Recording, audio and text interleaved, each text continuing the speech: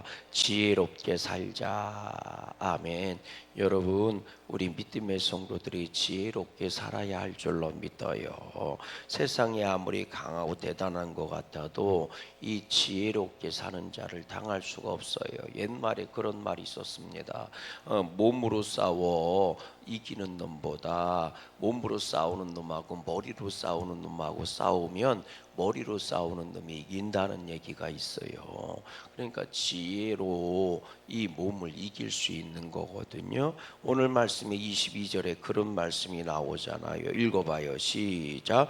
지혜로운 자는 용사의 성에 올라가서 그 성에 의지하는 방벽을 하느니라. 그러니까 아무리 용사가 누구예요? 싸움을 잘하는 사람을 용사라고 그래요. 우리가 싸움을 잘하는 사람을 장군감이다 뭐 이런 얘기하잖아요.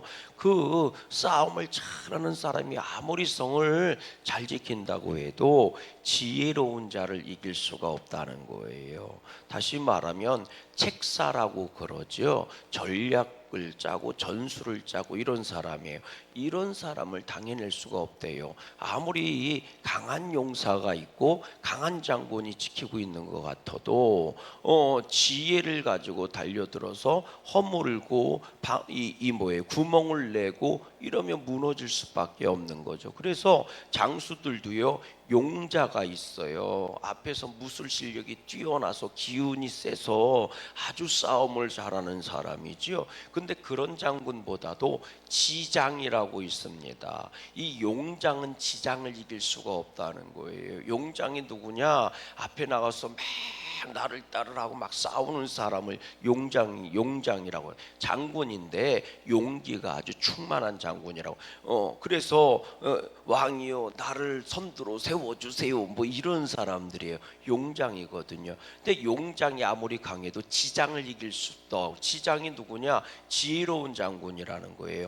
용병술이 대단합니다. 군사를 사용할 줄 아는 사람이고 지형과 지물을 이용할 줄 아는 사람인 거죠. 이런 지장을 이길 수가 없대요. 근데 이 지장은 덕장을 이길 수가 없다는 말이 있어요. 덕장이 누구냐? 덕으로 사람을 품는 장군이거든요. 그래서 이런 덕장들이 누가 되는 거냐? 왕이 되는 겁니다. 가장 큰 우두머리가 되는 거예요.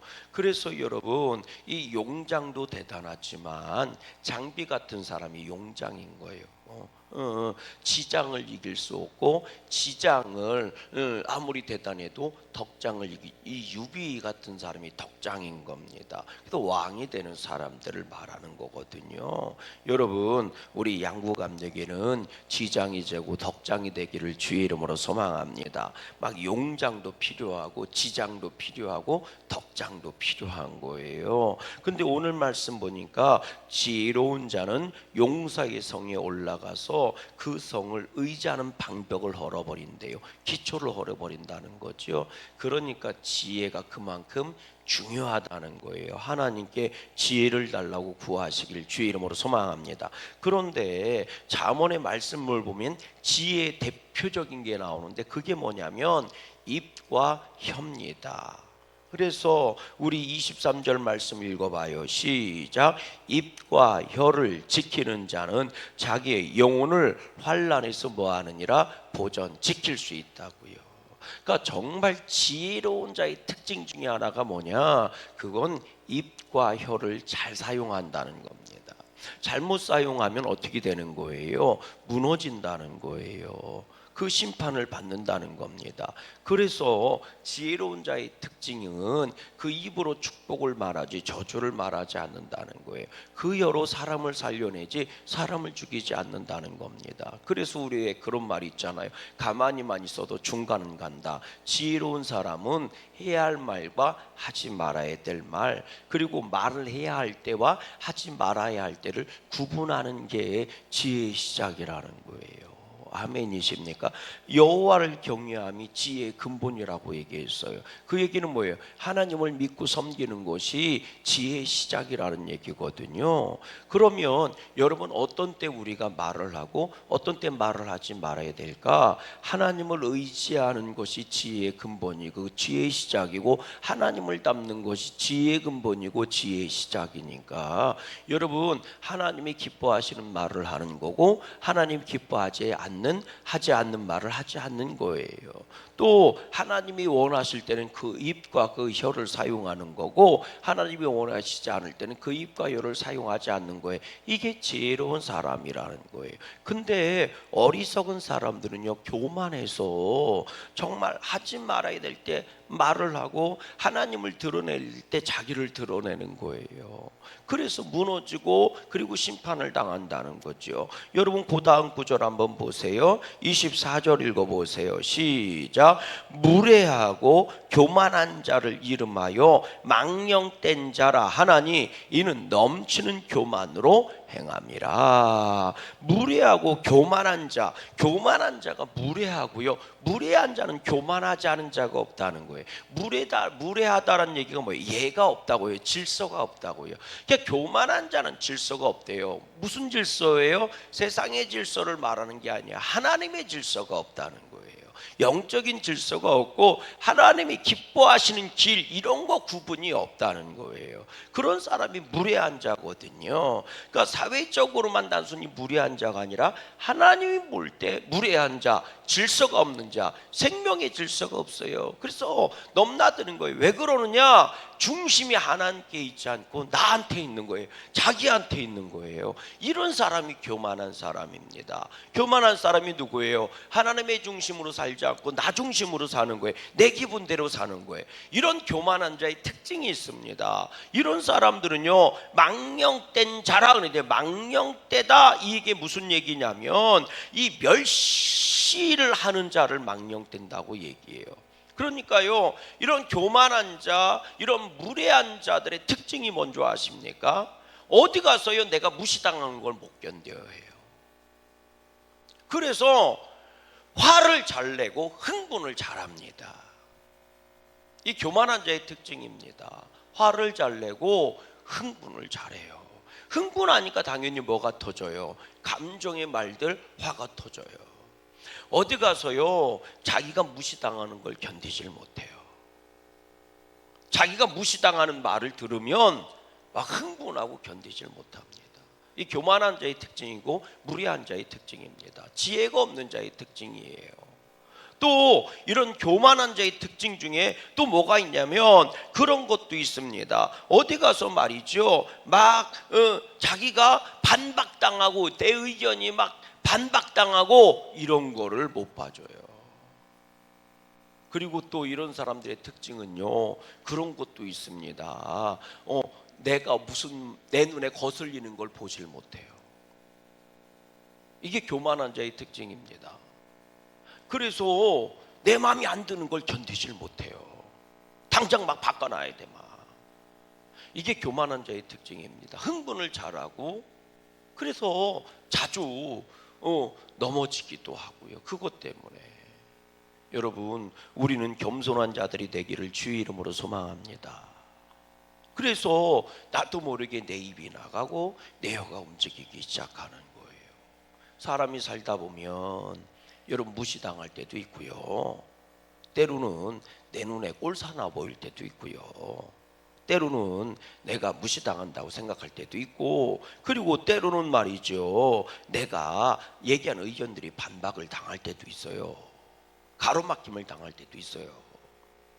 근데 지혜로운 사람은요, 그 문제를 부드럽게 해결하려고 애를 쓰고, 그 문제를 해결하려고 어떻게 해요? 애를 쓰고 수고하고 노력해요. 흥분해서 이리 뛰고 저리 뛰고, 흥분해서 멧돼지 마냥 뛰어다니지 않는다는 말이죠. 그러다 보니까 소리가 높아지고 흥분을 하고 화를 잘 내고. 여러분, 우리는 지혜로운 자들이 되기를 주의 이름으로 소망합니다. 내가 틀릴 수도 있어요. 따라해 볼래요? 나도 틀릴 수도 있습니다. 내 마음에 안 든다고 해서 여러분 다 틀린 거 아닙니다. 왜 이런 사람들이 교만한 사람이냐? 내 눈에 거슬리면 틀리다고 생각하는 거예요. 내가 무시당하면 틀린 놈이라고 생각을 하는 거예요. 근데 여러분 그거 아시지요?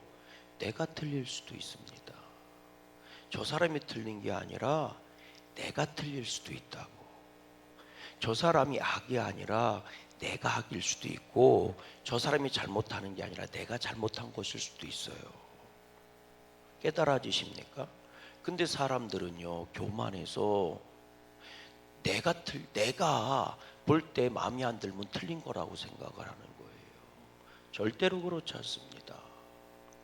내가 틀릴 수도 있다니까. 내가 잘못한 것일 수도 있어요. 내가 잘못 알고 있는 것일 수도 있어요. 이래서 교만하다는 거예요. 생각을 하고 판단을 하고 결정을 해도 언제나 내 중심으로 한다는 거예요. 그래서 나하고 다른 건 다 틀린 줄 알아요. 그러니까 흥분을 하고 그걸 뜯어고쳐야 내 성질이 마음에 드는 거예요. 여러분, 그래서 겸손해야 합니다.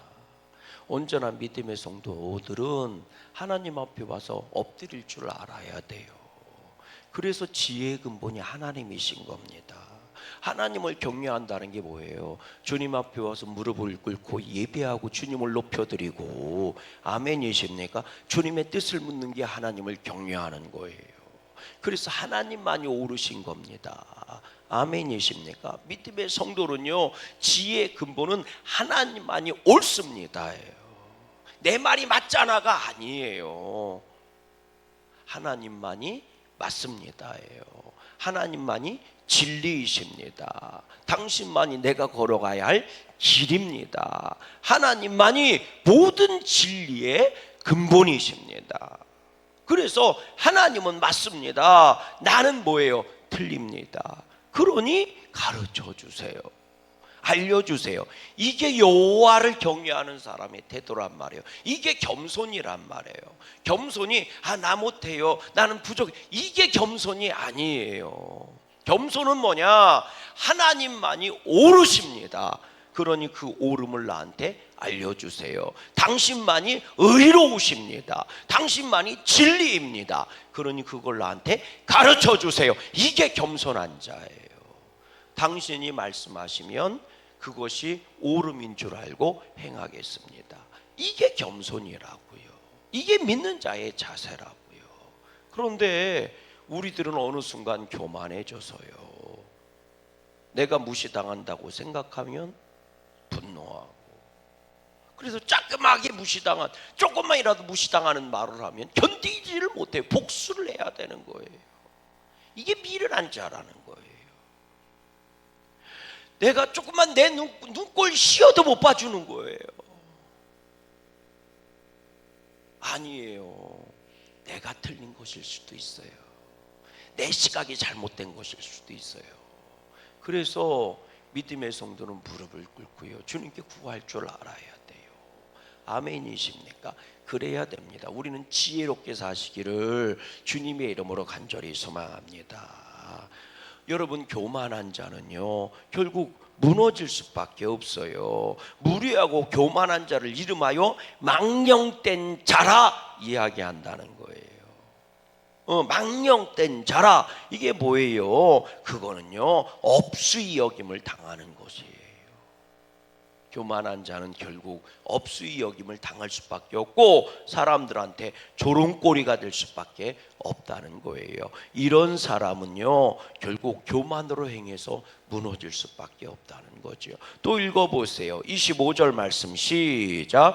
게으른 자의 욕망이 자기를 죽이나니 이는 자기의 손으로 일하기를 싫어함이라. 게으른 자가 누군 줄 아세요? 일하기 싫은 사람이 게으른 사람입니다. 맞아요. 그거는 몸으로 얘기하는 행함의 게으른 자고, 마음이 게으른 자가 있죠. 깨닫는 것을 싫어하는 사람들, 다시 말하면 나를 바꾸기 싫어하는 사람들도 게으른 사람이에요. 그런 사람을요, 꼰대라고 그러는 겁니다. 내가 바뀌어야 되는데 바뀌는 걸 귀찮아하고 싫어해요. 이런 사람도 게으른 사람입니다. 그래서 게으른 자는 뭐예요? 게으른 자의 욕망이 자기를 게으른 자의 욕망이 뭐예요? 누가 게으른 자냐면 생산성, 다시 말하면 생명을 살려내고 생명을 지켜내는 것에 게으른 자들이거든요. 생산성이 없는 사람이 게으른 자들이라고요. 이런 사람들의 특징은요, 놀고 먹는 거는 좋아해요. 26절 말씀 읽어봐요. 시작. 어떤 자는 종일토록 탕하기만 하나 의인은 아끼지 아니하고 베푸느니라. 그래서요, 게으른 자의 특징은요, 편한 게 좋고 그건 누구든지 다 좋아하죠. 그러나 편한 거를 추구하지 않고 뭐예요? 생산적인 걸 추구한단 말이에요. 이게 부지런한 사람이에요. 오늘 우리들은 게으른 자일까 아니면 부지런한 사람일까? 성실한 사람일까? 게으름의 반대는 성실이라잖아요. 아멘이십니까? 게으른 자는요, 가만히 있는 거를 좋아하고 움직이는 걸 싫어하고 생산적이지 않아요. 반면에 그런 사람이 모든 거 다 게으른 줄 아세요? 천만의 만만의 말씀, 노는 거는 얼마나 바쁘게 노는데, 즐기는 건 얼마나 열심히 즐기는데, 소비적인 사람을 게으른 사람이라고 얘기하는 거예요. 성경에서 게으른 사람은 소비적인 사람입니다. 그래서 향락을 즐기고 놀고 먹는 걸 좋아하는 사람을 게으른 사람이라고 얘기해요. 하나님께 예배해야 할 때 자기의 유익을 구하고 돌아다니는 사람이 게으른 사람입니다. 그러니까 여러분, 우리들 그런 말 많이 하죠. 나는 열심히 살았을 뿐인데 왜 나에게 이런 일이 일어나느냐. 여러분, 당신의 입장에서 열심히 사는 거지 하나님의 입장에서는 게으른 자입니다. 깨달아지십니까? 여러분 잘 생각하셔야 돼요. 하나님 앞에 열심히 있었는지를 물어봐야 돼요. 나는 열심히 살았는데 왜 내 인생이 이렇게 됐습니까? 이렇게 얘기하는데 당신의 열심이 하나님 앞에 열심이었는지 아닌지를 봐야 돼요. 여러분, 놀러 다니는 사람들도 열심히 놀러 다녀요. 열심히 없으면 어떻게 놀러 다녀요? 게으르면요, 놀러 가지도 못해요. 잘 노는 사람 얼마나 열심히 노는데, 저기 서울 올라가 봤어요. 홍대 앞에 가보세요. 불야성이에요. 밤새도록 막 열심히 땀 뻘뻘 흘면서 놀아요. 가봤어요? 나도 안 가봐서 몰라. 근데 어느 정도인 줄 아세요? 할로윈 데이 한다고요? 다 압사해서 죽을 정도로 놀러 다녀요. 열심히 없으면 어떻게 그걸 놀아요? 그렇게 밤새도록. 열심히 있으니까 그렇게 놀지. 그러면 그 친구들이요, 그럼 나는 열심히 살았을 뿐인데 왜 내 인생이 이러냐고 그렇게 얘기하면 돼요? 말도 안 되는 얘기잖아요. 나는 열심히 살았을 뿐인데, 맞아요, 열심히 살았어요. 땀 많이 흘렸죠. 그런데 무엇을 위해서 땀을 그렇게 많이 흘린다고 했을 때 하나님한테 열심히 땀 흘리는 건 얼마나 될 것 같아요? 이걸 물어봐야 되지 않아요? 그러니까 여러분, 성경에서 게으른 자와 성실한 자는요, 기준이 있어요. 너는 하나님께 성실했느냐, 하나님께 게을렀느냐, 이걸 묻는 거예요. 그랬을 때 우리는 하나님께 성실이 있는 자들은 지혜로운 자가 되기를 주의 이름으로 소망해요. 아멘이십니까? 세상에 성실이니까, 세상에서 열심히 살았으니까 세상에서 배신당하는 건 당연한 거 아닙니까? 여러분, 세상이 언제 모든 것을 심은 대로 거두게 해줘요? 언제나 세상은 거짓이 이겼고요, 언제나 세상은 죄악이 잘 되는 것 같지 않습니까? 죄가 화려하지 의가 화려합니까, 세상이? 그런 세상이 열심히 살았으면 뒤통수 맞는 건 당연한 거 아니겠어요? 아니, 생각해 보세요. 사기꾼한테 열심히 사귀었어요, 사기꾼이라. 그럼 사기당하는 거 당연한 거 아닙니까? 그런데 사기꾼하고 열심히 정성을 다해서 사귀고 나서 사기꾼한테 뒤통수 딱 얻어맞고 그러는 거예요. 나는 열심히 살았을 뿐인데 왜 사기를 당했냐고. 그러면 주변에서 뭐라고 그래요? 당연히 인마 너 사기당할 날 이렇게 살았어, 이렇게 얘기하는 게 당연한 것 아닙니까? 아멘 좀 해보세요. 내 얘기 같아요 꼭? 그렇지 뭐, 다 자기들 얘기 같지 뭐. 여러분, 하나님 앞에 성실한 자가 지혜로운 자예요. 그래서 오늘 우리가 게으른 자의 이 세상의 욕망이 무너지지 마시고 하나님의 것으로 무장하는 여러분 됐으면 좋겠어요. 여러분 보세요, 뭐라고 돼 있나? 26절 말씀 시작. 어떤 자는 종일토록 뭐하기만 해요? 탐하기만 하나 의인은 아끼지 아니하고 뭐하느니라? 베푸느니라. 내 중심으로 살지 않고 하나님이 기뻐하시는 중심으로 산다고요. 또 보세요, 27절 말씀도 보세요. 시작. 악인의 재물은 본래 뭐예요? 가증하거든 하물며 악한 뜻으로 드리는 것이 어떠하겠냐. 이 기가 막힌 거예요. 악인의 재물은 본래 가증, 원래부터 가증하대요. 예, 가증하다라는 것은요, 앉아야 그 물건이 있어야 될 곳에 있지 않는 게 가증한 거예요. 엉뚱한 게 들어가 있는 걸 가증하다고 얘기해요. 대표적인 게 이런 겁니다. 하나님 앞 제물을 드릴 때는요, 뭐 우리가 아는 것처럼 되새김질하고 쪽 있고 정한 짐승만 드려야 되잖아요. 근데 거기다 정하지 않은 부정한 것으로 제물을 올리는 거예요. 돼지라든지 뭐 이런 것들, 하나님이 보면 뭐 예를 들어서 이 병들었거나 뭐 이런 것들은 올리면 돼야 안 돼요? 안 되잖아요. 그런 걸 올리는 걸 가증하다고 얘기하는 거예요. 있어야 할 곳에 있지 않고 있지 말아야 될 곳에 있는 게 가증한 겁니다. 그런데 이 재물은, 악인의 재물은 본래 이게 뭐예요? 도둑질하고 강도질하고 살인하고 이러면서 얻은 그런 재물을 갖고 하나님께 드리면 그건 가증한 거라고요. 근데 하물며 악한 짓을 잘 되게 해달라고 드리는 재물은 얼마나 가증하겠느냐는 거죠.